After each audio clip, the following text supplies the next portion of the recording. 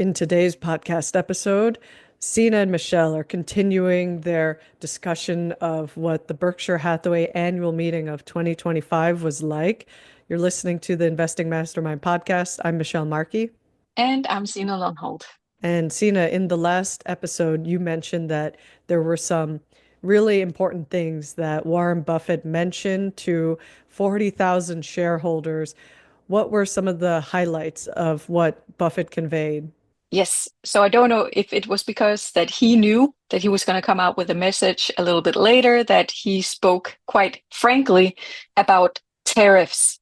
So the very first question and also a later question, he did discuss the current political landscape and the current political situation in the United States. And usually Warren Buffett does not want to discuss anything like this, but this time he was actually being very honest about what he thought about the whole tariff situation. And from a foreigner's point of view, from my perspective, I really liked what he said there. I really felt that he understood what it's like to be a foreigner these days, where one of the things he did say, he said it a little bit later, was that, when you are such a powerful nation as the United States, when you're the world's leader, you don't want to turn your back on other nations, or this is my words, bully other nations or show how much better you are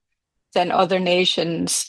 And I think I was really happy he said that because, we've, at least here in Denmark, we've been concerned with what we've seen. It's always, United States have always been our ally. It's always been a nation to look up to. And then all of a sudden there's threats against our nation from an ally. And it's been shocking. And it's been, aren't we friends anymore? And all of those questions. And it's not necessarily the individual American person, but it's more as a nation that we're, experiencing and being very concerned about the turn it took. So I really appreciated what he said in regards to some of those things, and actually also speaking about it, what his opinion was about it. I thought that was great because it's been so many years since he's been able to actually say stuff, because every little thing he says is being misinterpreted by media or scrutinized, and he's being misquoted and all those things. So it's actually nice that he's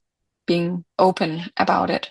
Yeah, and his words rang clear when the media really hooked on him saying, don't use trade as a weapon.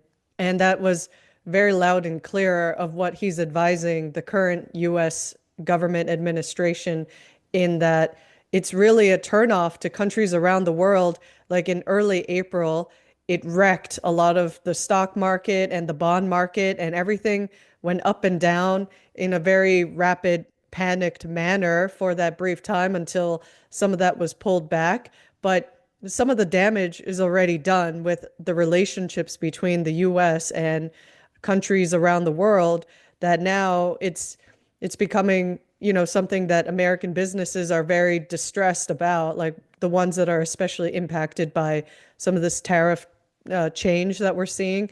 And I'm glad also that Buffett said his piece on how he thinks there are still benefits to global trade. Like he more or less said to the effect, let other countries do what they're best at, and let us as America do what we're also best at. And there are a lot of polarizing opinions on this. Like there's probably still some merit to having US manufacturing, and there's a lot of conflicting goals. Like in some ways we do still want to have a strong American manufacturing base, that we don't want all of it to go abroad, so that Americans still have jobs and that we can still be a strong, somewhat self-sufficient country, that we're not exclusively dependent on imports.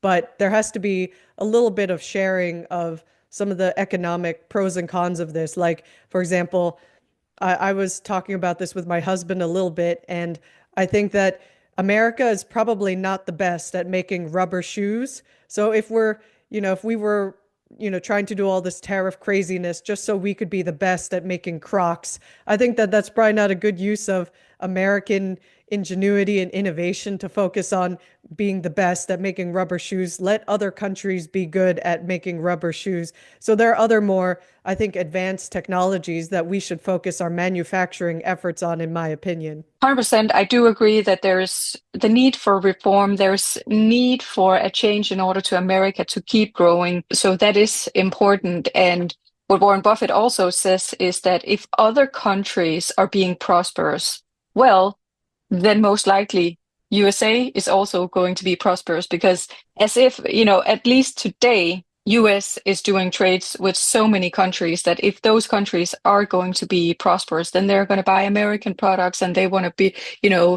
we're all looking to United States to see what's the next thing, and if there's a new middle class appearing in some third world country, then that middle class would want to buy American products as well, the Coca-Colas and the Lululemon pants and things like that. So if other countries are prosperous, as Warren Buffett says, well, then the US will become so. So that was very interesting.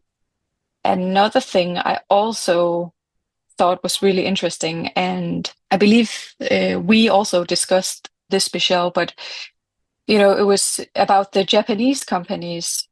There was a question regarding some of the Japanese companies that he did buy. And one thing I thought was really interesting that he said was that they were going to own the Japanese companies for at least 50 years. And Greg Abel agreed.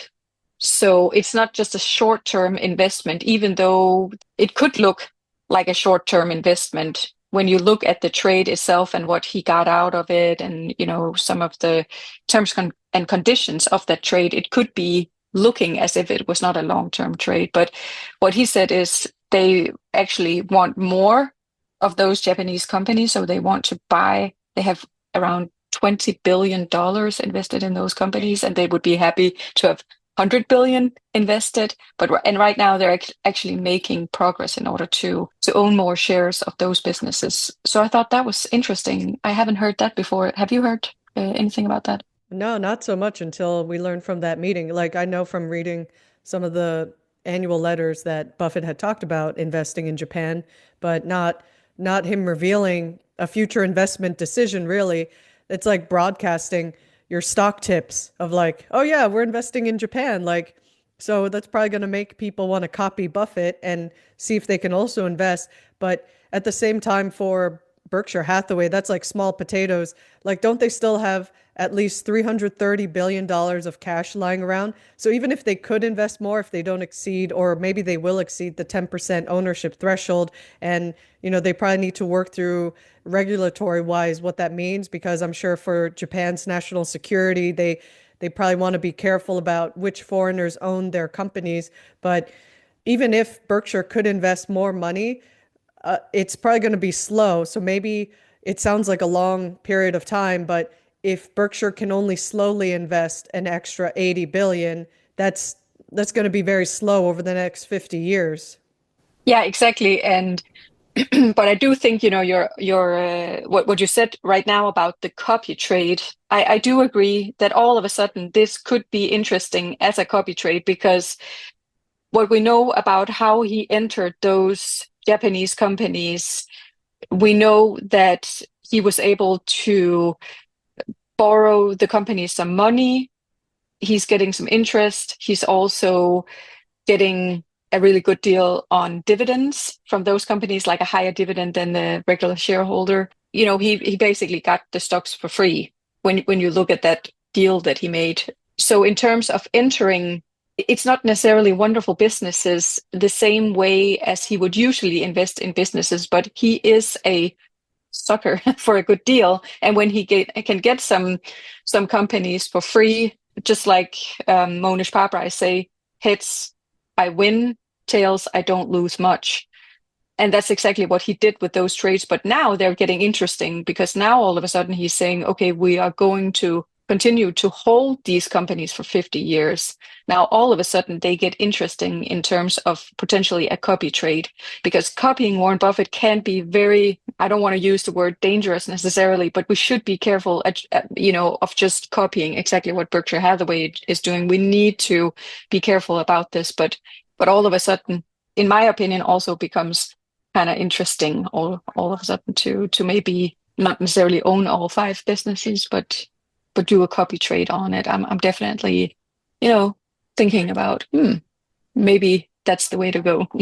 Yeah, because in a way, maybe if they're a bunch of conglomerates, I haven't studied these Japanese companies too deeply, but I'm assuming they're mostly conglomerates. So if it's like investing in those, it's kind of like investing in another Berkshire. Like you're investing in a lot of the economic power that these companies have in the respective countries. Like Berkshire is a big employer in America. So if you're investing in Berkshire as a conglomerate, you're investing in America in general. Just like if you invest in some of these Japanese conglomerates, you're investing in Japan continuing to be a strong economic power in its own right. So it's a vote of confidence in the future of those economies in particular.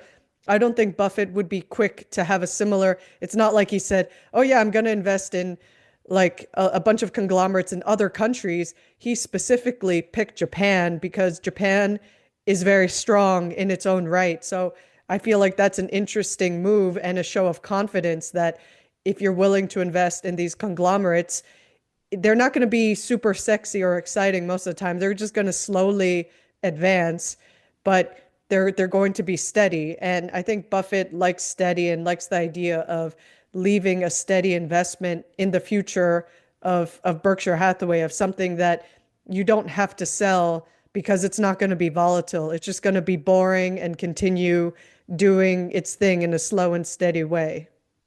Yeah, I'm just looking in my notes here, and one of the quotes he said in regards to these Japanese stocks was, so he told a story about how I believe it was a Moody's book with 3,000 Japanese companies, and he was looking through the pages, and what he says is turning every page is important in investing. Few turn every page, but the ones that does are not going to tell what they find. I thought that was kind of an interesting quote also for us, to keep turning the pages and keep looking for those wonderful businesses and keep looking for that gold. Anything else you thought that was a highlight for you, something you learned, a aha moment for you during you were watching the live stream? Well, I like some of Ajit's answers. I thought he was poignant in answering a little bit about AI, of like we know AI is out there, but we at Berkshire are a little slow to adopt anything with it, and they like to be the last to adopt. So I kind of thought that was funny and maybe intelligent and wise on the part of Berkshire, of like, yeah, we know this hot technology AI is out there, but like we at Berkshire, we're going to continue doing what we've been doing and not really, join the crowd in pursuing AI quickly. And I find that interesting. Like I feel like Ajit is very articulate, and some of his body language though was a little bit alarming in some of how he answered at points. Like there was a question later in the meeting where he kept shifting in his seat and his body was contorting somewhat. Did you see that? I did notice right when you said it, I was like, I don't remember, but now that and I know it was about the autonomous cars Mm-hmm. and the insurance policies for that, right? It Mm-hmm. was Yeah, I think it when was that one. yeah, Mm-hmm. I'm pretty sure it was that one, because I did notice that at that time he was shifting. And so that question that came in there was, in the future with self-driving cars, there's going to be no more driver's liability insurance. And how is Geico ensuring, that they still have a business after the entry of self-driving cars? And I thought his answer was, it was not 100% transparent what they're actually working on. I think he did hold some information back. I also did notice his body language when he answered that. So the answer was that he thought it would be more of a product liability insurance rather than a driver liability insurance so that if the product fails or if accidents happen and it's the product that is responsible for those accidents, then you need a product liability insurance. There was something 100% that wasn't said there. There was something that is it because they're working on something? Is it because it's a question of, because he did actually, there was a need for him to reiterate as if, oh yeah, just so you know, we're not going to lose business on this. It was kind of, he needed to say something more. So he said something, then Buffett came in and said something, and then he took the words again to sort of reassure shareholders. In my opinion, what he was saying is, don't worry, we're still going to grow the business. But you're right, there was something odd about that. Do you have Yeah. any, like, what is your thoughts? Yeah. Well, interesting that he said, while insurance costs might come down somewhat for autonomous vehicles, but some of it will also go up because it will cost more to repair these cars with all this fancy technology. So if something does go wrong, there's more cost involved to the insurer for paying out on this product liability, let's say. And then who bears that liability if we become like the Jetsons in the future and our cars drive us around like those flying mobiles in that cartoon? But it's an interesting who bears that responsibility in the future. And maybe what he's not saying in his body language, even though he's trying to reassure now, because we can't know the future. So maybe he's being honest in the moment, but maybe there's a little bit of an angst or a fear that with the advent of more autonomous vehicles, that human beings may not actually want to keep driving themselves if they realize that this incredible technology can drive them around and they can just, be on their apps and hang out in the car like an Uber driver is driving them. Imagine if everyone had their own personal chauffeur that's an automated car. Who wouldn't want that? You would feel like a millionaire or a billionaire that something is driving you around and you don't have to drive it yourself. And that is a big societal shift. And there could be lots of unanswered questions. Like, as much as it's kind of an exciting prospect, imagine having your own, automatic chauffeur. If you don't have to hire a guy to drive you, that's a very big shift in the mentality. Like, Americans had long prided themselves in being able to be the master of their own destinies and do road trips and drive around. But if you don't have to do that anymore someday, that could be a huge hit to the current Geico business model. So that could be a very interesting transition someday. So I want to segue into one of the other things, and I mean, I think this is maybe a 3 episoder, Yeah, Michelle, I because agree. there's so much to talk about here, and we haven't even talked about what went on outside of the annual meeting itself. But Yeah. one of the things I really liked, what Warren Buffett said that I thought was, so funny, was he said, I wouldn't hold back on investing so that Greg would look good at some point, like he's definitely going to swing some fat pitches. So if any opportunities are coming up, and actually I talked to someone who said that's where she actually kind of thought it was a weird answer, because she thought, why would he say that in that way? I wouldn't hold back on investing so that Greg would look good. For her, there was something in the answer of that exact question that where she paused and thought, is he going to leave the company? So yeah, Courtney, this is a shout out to you, because I heard that, she was talking about, that's where she was like, is he going to leave, since he is sort of anticipating the future somehow in that answer. Is a little, actually right now is a little bit difficult for me to explain what it is she talked about, but when he was answering that question about the fat pitches, she definitely got a little bit of a idea of what that's a funny way to answer that question if you're going to stay. What he also said during that sort of segment was that Charlie Munger, which he talked a lot about this time, it wasn't as sad as it was last year. It was more, I would say, beautiful when he talked about Charlie. Like last year, it was kind of sad multiple times. He forgot that Charlie wasn't there and things like that. This year, he spoke fondly of Charlie and said a lot of beautiful things about him. So with Charlie Munger, he said, if we did 5 things in our lifetime, we would do enough. And that's also kind of interesting, like 5 investment opportunities in a lifetime. That was sort of what he was alluding to, and where Warren Buffett said, well, he wouldn't be able to only do that, but he did he did understand sort of the mentality behind that. Yeah, that was a nice shout out to Charlie of what Charlie was saying. Like, you only need to own a handful of things and you'll be set for life if you've made the right investments. And so that was a nice tribute to Charlie, that he seemed to acknowledge it's not the best having to own so many things. So, yeah, that was a good reminder. And yeah, there was so much more we should talk about, and maybe we'll continue in the next episode of more we want to say, because that's a nice segue. I'll bring this up in the next one when we kick it off. So I think let's wrap up for today and go to the next episode. Sounds good, because yeah, exactly. Because we want to also, of course, share what went on outside of the annual meeting itself. If you want to listen to what Warren Buffett had to say, you can find it on YouTube. There's a live stream from the Berkshire Hathaway Annual Meeting. And what we're going to talk about in the next episode is, some of the other events that took place on some of the other days of while I was there, and also what was a chat of town while I was there. So we'll be back on Tuesday in 2 weeks. Till next time.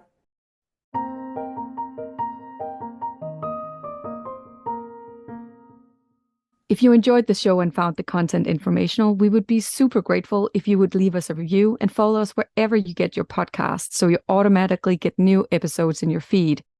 The contents of the Investing Mastermind podcast are for educational, informational, and entertainment purposes only. None of this is investing advice, and if you need help in your personal situation, please consult with a professional.